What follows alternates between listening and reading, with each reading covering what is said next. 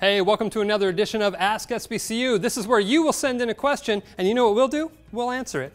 I got a question here from Frankie50. He asks, people are referring to the Diverge as a super Roubaix. Now, is that accurate? Does it have more bottom bracket drop? Does it have a slacker or taller head tube? Frankie, that is a great question, and I can understand that sometimes it's easy to compare one bike to the other, but comparing the Diverge to a Roubaix is not really fair to the Diverge.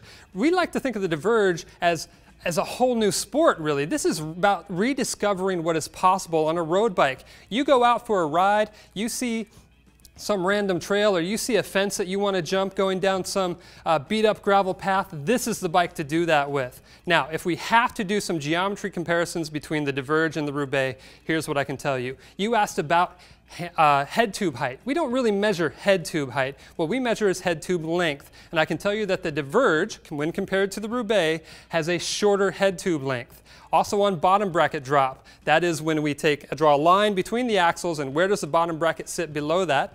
The Diverge has a lower bottom bracket when compared to the Roubaix.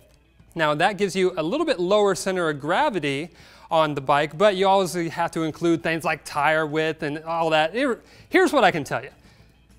When we talk about the Diverge, we're talking about a different type of geometry that's designed for performance, but at the same time to put you in a comfortable position and give you the stability and control to handle who knows what on whatever road or not road you end up on.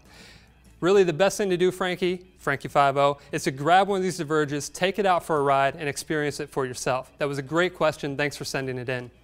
If you have a question, you want us to answer it, go ahead and take your question, post it up anywhere with the hashtag AskSBCU, and we'll take time to answer it. Thanks, everybody.